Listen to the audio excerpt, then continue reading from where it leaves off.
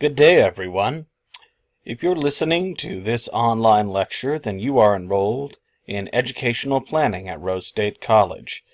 This is our inaugural online lecture, which means it's going to teach you how to navigate the basic programs and software of the course, as well as introducing you to our plenary assignments. So let's dive right in.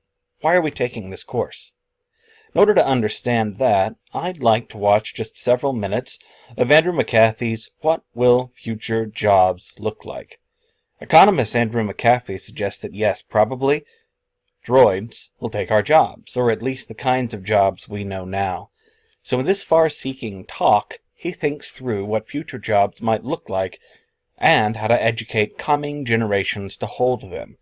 As you carefully watch the following presentation, I'd like you to identify a few ways that developing technologies might challenge our traditional conceptions of labor or even careers. And then I'd like you to think about your own personal experiences or observations to strengthen your insights.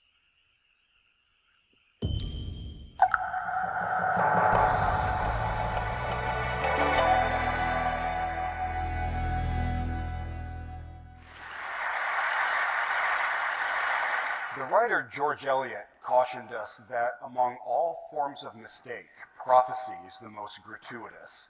The person that we would all acknowledge as her 20th century counterpart, Yogi Berra, agreed. He said, "It's tough to make predictions, especially about the future." I'm going to ignore their cautions and make one very specific forecast. In the world that we are creating very quickly, we're going to see more and more things that look like science fiction, and fewer things that look like jobs. Our cars are very quickly going to start driving themselves, which means we're going to need fewer truck drivers.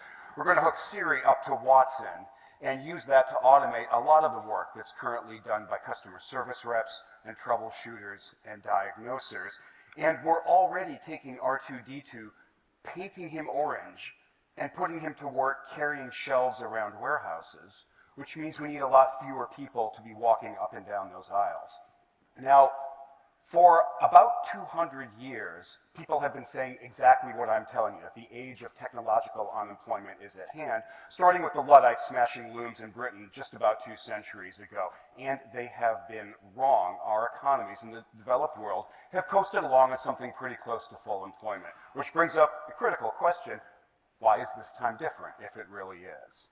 The reason it's different is that just in the past few years, our machines have started demonstrating skills they have never, ever had before.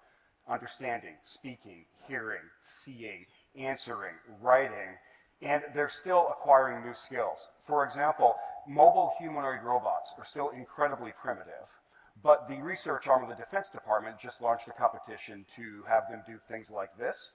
And if the track record is any guide, this competition is going to be successful. So when I look around, I think the day is not too far off at all when we're going to have androids doing a lot of the work that we are doing right now. And we're creating a world where there is going to be more and more technology and fewer jobs. It's a world that Eric Brynjolfsson and I are calling the new machine age. The thing to keep in mind is that this is absolutely great news. This is the best economic news on the planet these days. Not that there's a lot of competition, right? This is the best economic news we have these days for 2 main reasons. The first is technological progress is what allows us to continue this amazing recent run that we're on, where output goes up over time, while at the same time, prices go down, and volume and quality just continue to explode. Now, some people look at this and talk about shallow materialism, but that's absolutely the wrong way to look at it. This is abundance, which is exactly what we want our economic system to provide. The second reason that the new machine age is such great news is that once the androids start doing jobs, we don't have to do them anymore, and we get freed up from drudgery and toil.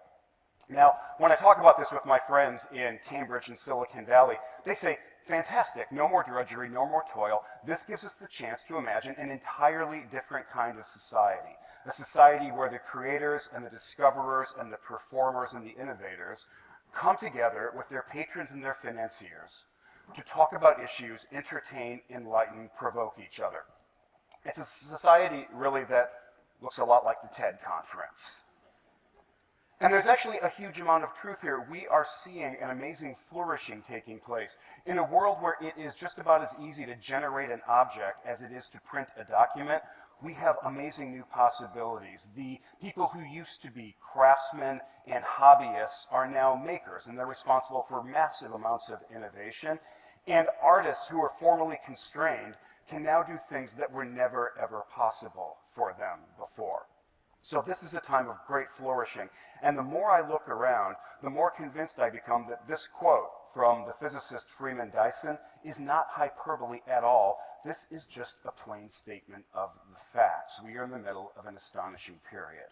Which brings up another great question. What could possibly go wrong in this new machine?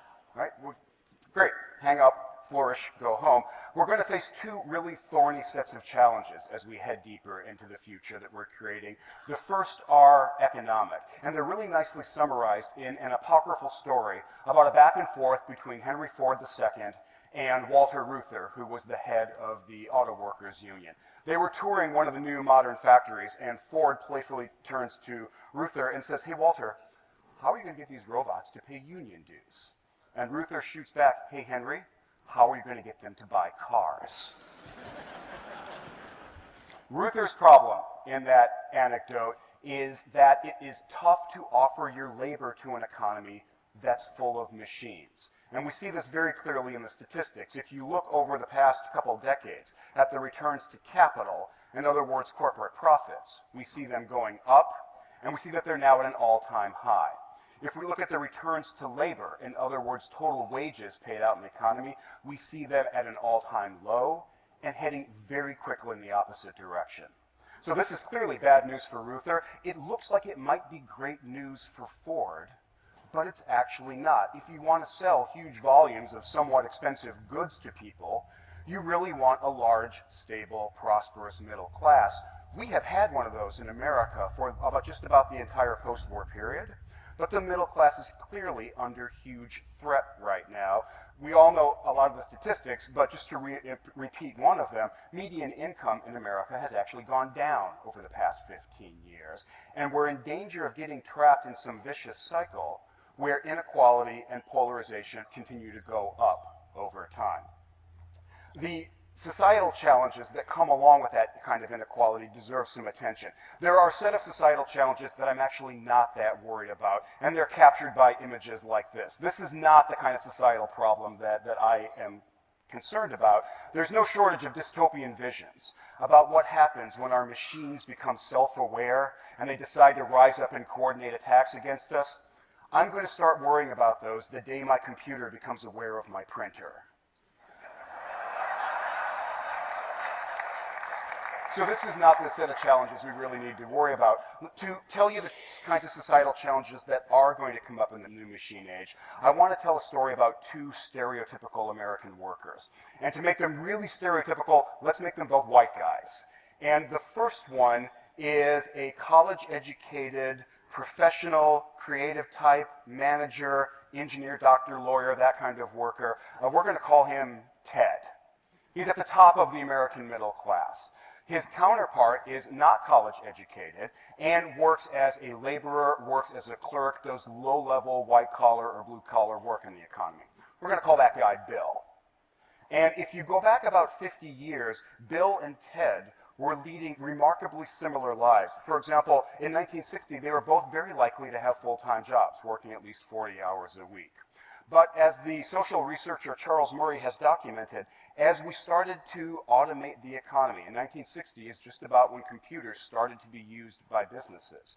As we started to progressively inject technology and automation and digital stuff into the economy, the fortunes of Bill and Ted diverged a lot. Over this time frame, Ted has continued to hold a full-time job. Bill hasn't. In many cases, Bill has left the economy entirely, and Ted very rarely has. Over time, Ted's marriage has stayed quite happy. Bill's hasn't. And Ted's kids have grown up in a two-parent home, while Bill's absolutely have not over time.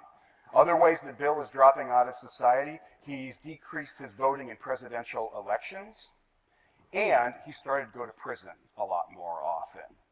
So I cannot tell a happy story about these social trends, and they don't show any signs of reversing themselves. They're also true no matter which ethnic group or demographic group we look at, and they're actually getting so severe that they're in danger of overwhelming even the amazing progress we made with the civil rights movement.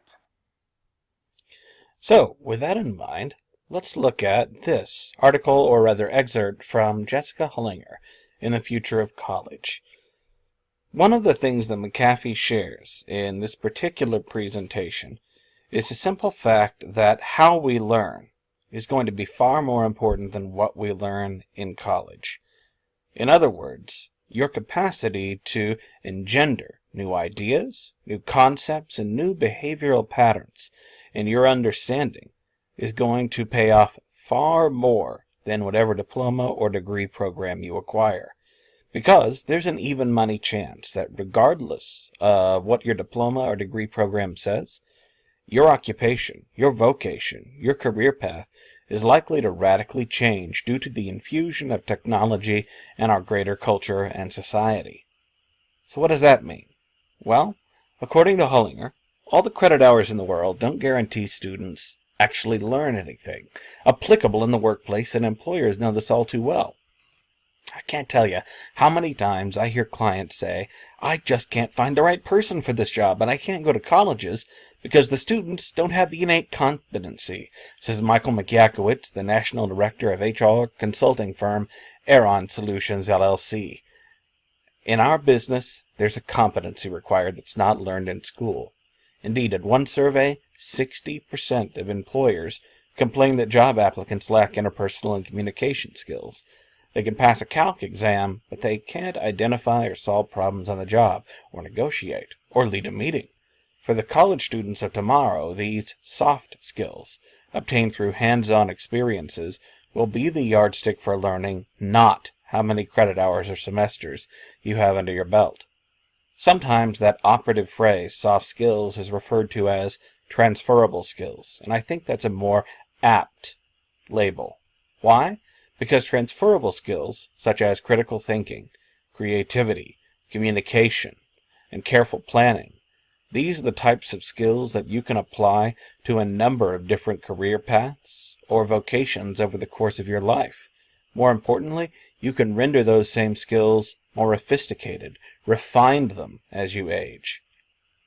But it's a fair bet that whether you're entering a medical, technological, or business profession, the skills, the textbook that you engage with in the next few years are likely to be outmoded within a decade. But the capacity to think critically, creatively, and to communicate those ideas in a persuasive manner, these are the skills that we're going to be focusing on in our class. And those are the skills that are better going to prepare you for the future of our society and culture. Now, regardless of what your particular skill set, diploma, or degree program might be, you're in luck. Because by the year 2025, there will be a dearth of college graduates filling all of the possible jobs or vocations that will require a college degree. So being enrolled in any program places you at an advantage in the mid to great future. But making sure that you acquire the appropriate skills while you're here in college is just as important. Well, now that we've gotten off of our proverbial soapbox, folks, let's talk a little bit about the course itself. As you know, this class is going to be proctored through a campus learning program, an online software program called Canvas. Canvas is an online software program just like D2L Brightspace, although several of its components are going to seem slightly more ergonomic. We're looking at an image of my dashboard.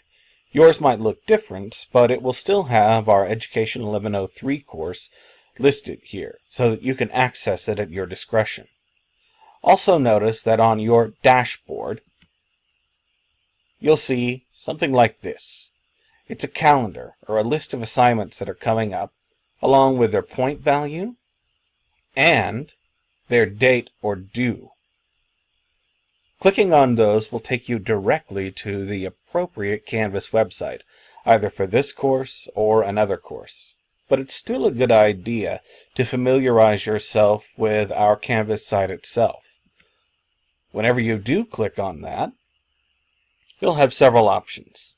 Number one, you can access from your dashboard something called our inbox. Now, my inbox is currently empty, but I'm sure that several of you will be emailing me fairly soon. Indeed, one of our assignments this week, as you'll read in our Module 0 orientation, is to send me a reply based upon an email that I've already sent you welcoming you to our course. Your inbox is where you can get in touch with all of your professors. Indeed, you can send emails by clicking on individual students or instructors within a given message itself. When you click on an individual course, typically you'll be directed to a home page. Our home page is broken up into a series of modules. That module will give you an overview and several assignments. Just because a web page or an assignment prompt doesn't have a number of points on it, for example, like Discussion Journal 1 or Email the Instructor, doesn't mean you won't be expected to read through it. So, for example, according to the Module 0 overview, you'll need to read through that by no later than March the 27th. And sometimes, you'll be required to read through certain assignments before moving on to others, so that you can adjudicate the appropriate instructions on those particular assignments. That'll be the case for major projects, as well as the occasional quiz, or even exam. In addition to these modules, you'll be able to click on individual assignments. For example, this is Discussion Journal 1. For this assignment, you'll read a hyperlink, College Advice I'd Wish I'd Taken, and respond to the following question. What are most important traits or behaviors to cultivate during your college experience? I'd like you to identify no fewer than 2 transferable skills, based upon the video that we just watched and the article that we read together, required to excel in higher education, and then describe how these skills may be applied to lifelong success. This will lead directly into our understanding of Chapter 1, which we'll be going over together a little later this week. You'll discuss your observations in 150 to 200 words, referring to one of your student peers' posts in your answer. So, with that in mind, folks, this will give you plenty of information to get you started during the week. Things that you'll need to familiarize yourself with include how you plan to access your course textbook, the email assignment that is described in our course overview, and of course our discussion journal entry. You don't have a reading over the next several days, so this will give you plenty of time to acclimate to our course website. Of course, if you have any questions between now and the time that our initial assignments are due, don't hesitate to email me. I anticipate more emails from all of our students in the first few weeks of class as you begin to acclimate to the Canvas process as opposed to the end of the term. With that in mind, folks, I'm looking forward to reading your initial discussion journals later on this week, and I hope that you will reach out to me should you have any further queries. Meantime, take care.